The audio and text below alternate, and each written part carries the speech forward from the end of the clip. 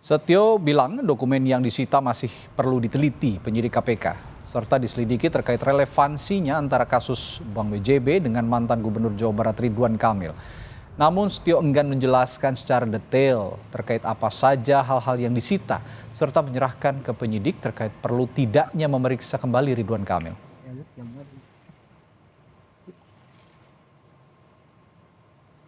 Prosesnya sedang dikaji, sedang diteliti oleh para penyidik, gitu. Yang memang tidak banyak, tapi setidaknya itu hal-hal yang relevan dengan penanganan perkara. Sendiri Pak pemanggilan Diperiksa kapan? Akan dipanggil? Nanti pasti ya saya kembalikan kepada penyidik lah itu, urusan teknis seperti itu. Penyidik, direktur penyidikan, Kasatgas yang akan menentukan sesuai dengan tuntutan kita. Tapi statusnya apa sekarang nih Pak? Saksi. Sementara itu, Gubernur Jawa Barat Deddy Mulyadi enggan berkomentar terkait penggeledahan rumah mantan Gubernur Jawa Barat Ridwan Kamil oleh KPK terkait dugaan korupsi di Bank Jawa Barat dan Banten. Sebagai pemegang saham mayoritas, Deddy menyebut Pemprov Jawa Barat akan merestrukturisasi BJB.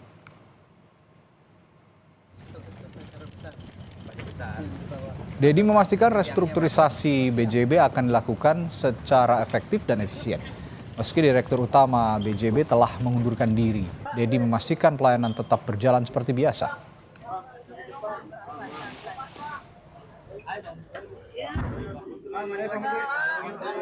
Itu bukan ranah saya ya, ranahnya kan sudah ranah KPK ya. Kita serahkan sepenuhnya pada KPK.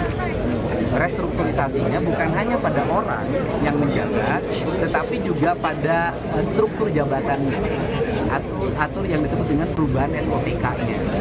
Dan kemudian perubahan SOTK ini akan diarahkan pada SOTK BJB yang sangat ramping. Orang yang memiliki kecakapan dengan struktur yang ramping, biaya operasional yang efisien, bank akan tumbuh kepercayaan publiknya dengan baik. KPK menggeledah sejumlah lokasi terkait kasus dugaan korupsi di Bank Jawa Barat dan Banten atau BJB. Salah satu tempat yang digeledah adalah rumah Gubernur Jawa Barat periode 2018-2023 Ridwan Kamil di Bandung.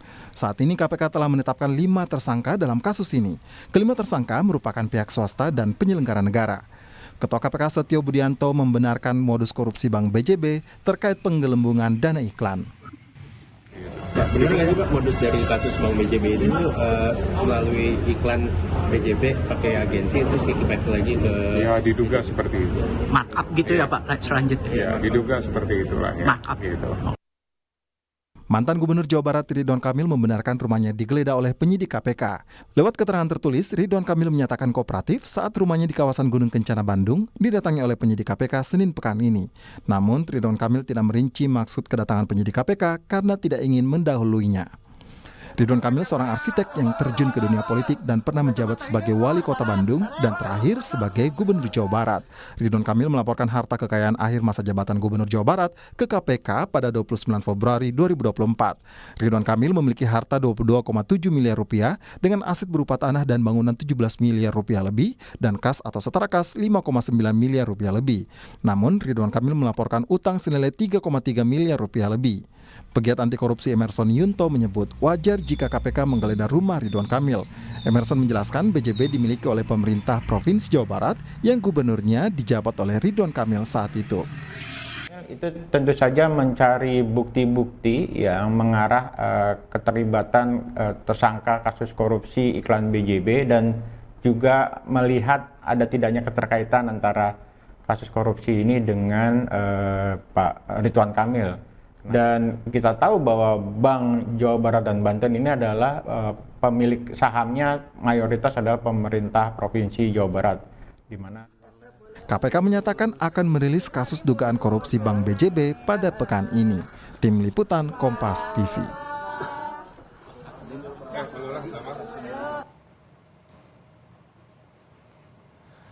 Melalui pesan singkat yang dikirimkan ke redaksi Kompas TV, Ketua KPK Setio Budianto membenarkan tengah menggeledah kantor Bank BJB.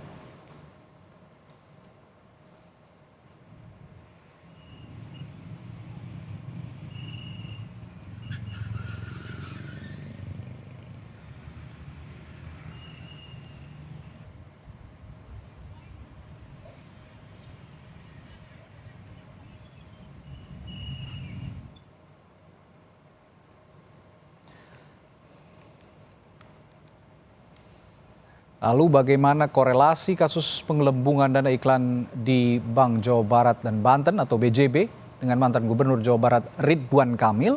Kami bahas bersama peneliti Pusat Kajian Anti Korupsi atau PUKAT Universitas Gadjah Mada UGM, Zainur Rohman. Selamat petang, Mas Rohman. Selamat petang, Bang Radi. Baik, Mas Rohman. Ini hasil konfirmasi KPK, katanya biaya iklannya sampai 9,7 miliar rupiah. Tetapi yang ditagihkan 41 miliar rupiah lebih. Nah ini berarti modusnya memang sesuai yang dikonfirmasi oleh Ketua KPK ya? Kalau menurut Anda bagaimana? Ya, ini memang modus utamanya adalah markup. Di mana yang dicas kepada Bank Jabar Banten itu hampir sekitar 40 miliar, tetapi yang dibayarkan kepada medianya itu hanya sekitar 9 miliar. Mengapa bisa begitu? Karena menggunakan agency advertising. Ada 6 agensi yang digunakan. Nah, pemilihan 6 agensi ini diduga juga diatur sedemikian rupa. Saya melihat ini ada pemecahan paket sehingga ini menghindari ketentuan untuk adanya tender. Yang kedua adalah saya melihat ini dari konstruksi perkara dan juga audit yang pernah dilakukan di tahun 2024. Agensi advertiser ini juga ada yang membelanjakan iklannya ke media yang tidak jelas, bahkan sekarang sudah tidak ada, bahkan hanya pinjam bendera untuk mengeluarkan uang. Nah, kalau kita lihat, maka dari awal ketika sudah ada niatan dengan melakukan pengaturan sedemikian rupa terhadap vendornya, kemudian pengeluarannya juga ada markup yang sangat besar, maka saya lihat ini ada sebuah kesengajaan by design untuk melakukan korupsi terhadap biaya iklan ini. Atau jangan-jangan memang iklan di BJB ini dari awal sudah diniatkan untuk diambil untuk suatu kepentingan-kepentingan tertentu yang melawan hukum. Oleh karena itu, penyidikan dari KPK penting untuk bisa membuka kepada publik siapa saja yang menerima aliran dana dari perbuatan melawan hukum, melakukan korupsi dari belanja iklan BJB tersebut, dan untuk apa sih? Kenapa kemudian markupnya sedemikian besar? Kita ingat di tahun 2024 itu, Bang Radi, ada momen-momen politik di mana para politisi membutuhkan dana politik yang sangat besar, Bang Radi. Oke, Mas Rohman. Kalau gitu saya mau tanya soal relevansinya juga dan korelasinya juga dengan mantan Gubernur Jawa Barat Ridwan Kamil yang kemarin konon rumahnya digeledah oleh KPK. Pertanyaan saya adalah sejauh mana sebenarnya tanggung jawab hukum seorang kepala daerah, karena pada saat itu Ridwan Kamil, pada saat kasus ini bergulir Ridwan Kamil masih menjadi Gubernur Jawa Barat. Sejauh mana tanggung jawab hukum seorang kepala daerah terhadap tindakan korupsi atau yang saat ini terjadi di Bank Jawa Barat sebagai badan usaha milik daerah seperti Bank BJB ini, Mas Rohman? Ya, BJB itu secara hukum adalah organisasi yang terpisah dari Pemprov Jabar. Tapi ingat bahwa Pemprov Jabar sebagai pemegang saham mayoritas dalam BJB tersebut. Sehingga gubernur memiliki kewenangan yang sangat besar di dalam pengangkatan maupun pemberhentian dewan direksi maupun dewan komisaris di PT Bank BJB. Kalau terkait dengan belanja iklan PT Bank BJB, gubernur tidak punya kewenangan apa-apa, tetapi terkait dengan menempatkan orang-orang kunci di PT Bank BJB itu adalah kewenangan gubernur. Sehingga yang harus didalami oleh KPK, apakah ada cawe-cawe peran serta dari Gubernur Jawa Barat waktu itu terkait dengan belanja iklan ini. Atau yang kedua, apakah hasil korupsi dari belanja iklan ini ada yang mengalir kepada penyelenggara negara di Pemprov Jabar waktu itu. Itu yang memang harus didalami oleh penyidik PK. Jadi kalau pertanggungjawaban hukum secara langsung saya pikir tidak ada. Tapi kemungkinan-kemungkinan lain itu sangat besar, yaitu terkait dengan pengaruh, Bang Radi. Konon kemarin juga ada sejumlah dokumen yang disita dari rumah Ridwan Kamil saat penggeledahan dilakukan di Bandung. Menurut analisis Anda atau dugaan Anda, KPK mencari apa di rumahnya Ridwan Kamil? Ya, sesuai dengan KUHP, penggeledahan itu kan mencari alat bukti atau ingin menangkap tersangka. Nah, tentu terkait dengan penggeledahan yang dilakukan KPK di rumah Ridwan Kamil, itu adalah satu upaya untuk mencari alat-alat bukti. Apakah terdiri dari barang bukti, surat, barang bukti misalnya adalah alat elektronik, atau juga mungkin terkait dengan barang-barang, atau mungkin juga terkait dengan hal-hal yang punya hubungan dengan pengelolaan pemerintahan di Jawa Barat. Sehingga ini memang merupakan satu penggeledahan yang punya alasan, punya dasar. Kenapa? Karena bahkan keterangan KPK sendiri disampaikan bahwa penggeledahan di rumah Ridwan Kamil itu merupakan tindak lanjut atas keterangan seseorang saksi. Nah, ketika ada keterangan dari saksi, maka di cross check. Cara meng-cross-checknya adalah mencari alat-alat bukti kebenaran informasi yang disampaikan oleh saksi tersebut. Nah, oleh karena itu, pasca penggeledahan menurut saya menjadi sebuah keharusan bagi penyidik KPK menindaklanjutinya dengan melakukan pemanggilan terhadap Ridwan Kamil sebagai seorang saksi. Ridwan Kamil perlu ditanya bagaimana tugasnya sebagai gubernur di dalam pengelolaan Bank BJB, kemudian apakah ada hal-hal yang terkait dengan apakah misalnya pemberian, apakah misalnya terkait dengan iklan yang kemudian terkait dengan orang-orang yang ada di sekitar Ridwan Kamil atau tidak gitu ya. Itu harus didalami. Yang kedua, tentu tidak sekadar mendalami melalui pemeriksaan sebagai saksi. Yang justru lebih penting adalah KPK perlu mendalami aliran dana dari hasil korupsi PT Bank BJB ini. Dengan cara apa? Follow the money, minta bantuan PPATK untuk tracing. Ya, baik. Yang saja itu uang lari semua, Bang Radi. Follow the money itu kata yang atau kalimat yang saya catat tadi. Ini salah satu cara sebenarnya yang cukup mudah ya untuk mengikuti perjalanan kasus ini. Apakah ada keterlibatan pejabat publik tertentu dalam kasus korupsi di Bank Jawa Barat ini? Lalu begini, Mas Rohman, sebenarnya gini, untuk menghindari trial by the mass gitu ya, trial by the press ataupun juga dugaan-dugaan anasir-anasir liar di luar. Bagaimana sebenarnya mekanisme hukum dalam menilai dan membuktikan keterlibatan seorang pejabat publik atau mantan pejabat publik dalam kasus korupsi yang melibatkan pengadaan barang dan jasa seperti dugaan pengelubangan biaya iklan di Bank Jawa Barat dan Banten ini, Mas Rohman? Ya, publik juga harus dididik untuk memahami.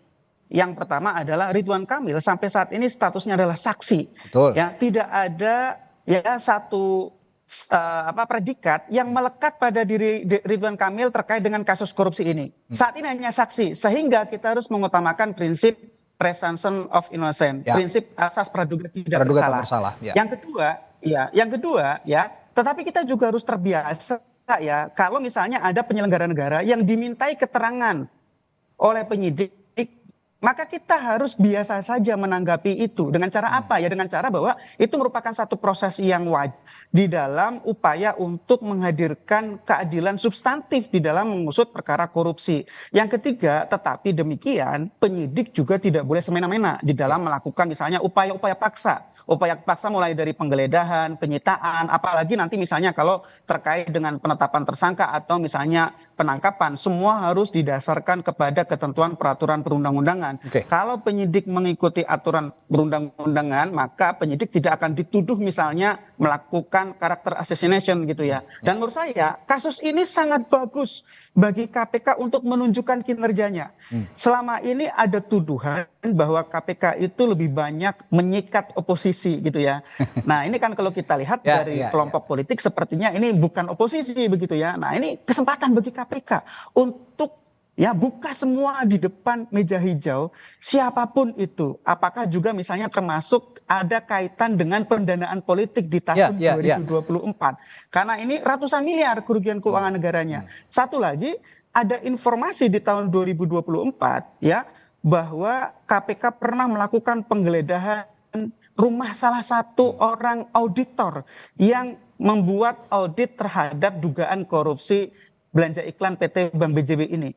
Nah, publik juga bertanya, sampai sekarang tidak ada kelanjutannya. Apakah itu memang tidak terkait atau ada keterkaitannya? Itu juga KPK harus terbuka, harus transparan, akuntabel kepada publik. Sehingga menurut saya ini waktunya KPK tunjukkan kinerja mereka. Selama ini KPK dibanding-bandingkan dengan kejaksaan tangani kasus besar, KPK belum. Nah ini kasus lumayan ratusan miliar, sehingga publik berharap agar KPK bisa tuntaskan, juga agar aset recovery-nya bisa optimal, bisa dikembalikan kepada keuangan negara, kemudian semua pihak yang ikut melakukan kejahatan dan menikmati hasil kejahatannya bisa dimintakan pertanggungjawaban secara hukum pidana, Bang Radi. Ya, saya ini sebenarnya sangat-sangat tidak mau mencampur adukan antara urusan politik dan hukum. Tapi ya mau bagaimana, seperti yang Anda utarakan juga tadi bahwa urusan hukum muaranya dari urusan politik juga. Ada penggalangan dana untuk politik yang berujung kasus-kasus korupsi. Nah, yang saya ingin tanyakan juga, apakah menurut Anda, ini saya bertanya dalam konteks jabatan politis, karena gubernur ini merupakan jabatan politis begitu. Menurut Anda, akankah ada perbedaan penanganan hukum antara kasus korupsi yang melibatkan pejabat aktif saat ini dan mantan pejabat seperti dalam kasus Ridwan Kamil? Karena ini tadi yang Anda tekankan juga pembuktian KPK lah, momennya sekarang begitu, Mas Rohman. Ya, tentu penyidik biasa menangani berbagai macam tantangan dan hambatan, ya. Ada hambatan-hambatan dalam bentuk intervensi. Intervensi juga datangnya bisa dari internal lembaga sendiri, bisa dari eksternal. Dari eksternal bisa datang dari pejabat yang punya posisi yang sangat tinggi, atau mungkin bahkan dari lembaga lain yang punya fungsi sama, yaitu sesama APH begitu ya. Sehingga memang biasanya ya penyidik akan punya tantangan lebih ketika seorang tersangka atau seseorang yang sedang diproses itu memiliki jabatan aktif. Kalau jabatannya sudah nonaktif, sudah paripurna, biasanya hambatannya jauh lebih rendah. Tetapi seharusnya dari sisi hukum, siapapun pelakunya, siapapun orang yang sedang berhadapan dengan proses pidana, seharusnya tidak akan ada perbedaan perlakuan. Karena kan prinsip dasarnya adalah seluruh warga negara memiliki kedudukan yang sama di hadapan hukum. Tapi kan praktiknya tidak seperti itu juga. Hambatan-hambatan itu real. Dari dulu juga KPK menangani kasus korupsi pejabat aktif selalu mendapatkan tekanan. Bahkan ada yang disebut sebagai corruptor fight back, perlawanan balik dari koruptor, dari orang-orang yang memiliki jabatan tinggi, memiliki kewenangan, memiliki jaringan, memiliki kedudukan-kedudukan sumber daya yang besar, sehingga untuk kasus ini menurut saya ini menjadi pembuktian dari KPK. Syukur-syukur KPK bisa membuktikan kemana larinya dana ini dengan lengkap gitu ya. Karena biasanya dalam penegakan hukum, penegak hukum itu yang penting bisa membuktikan sangkaan kemudian diubah menjadi dakwaan, asal sudah terbukti kemudian kadang-kadang penyidik sudah puas. Tetapi aset recovery, kemana saja aliran dana itu, kadang-kadang itu tidak menjadi sesuatu yang prioritas. Padahal itu yang justru lebih penting, agar kerugian keuangan negara bisa dikembalikan ke kas negara sehingga rakyat tidak mengalami kerugian ganda. Bang Rai. Ini jadi pembuktian sekali lagi digarisbawahi bagi KPK, ya kalau tidak mau lembaganya disebut sebagai alat politik, ya buktikan seprofesional mungkin urusan-urusan politik dipisahkan dengan kasus-kasus hukum secara profesional, termasuk yang banyak menjerat pejabat-pejabat publik maupun pejabat-pejabat yang memiliki jabatan politis, begitu kira-kira. Baik, terima kasih peneliti Pukat UGM Zainur Rohman telah berbagi perspektifnya di Sapa Indonesia malam hari ini. Sampai jumpa lagi, Mas Rohman. Sampai jumpa, Bang Radi.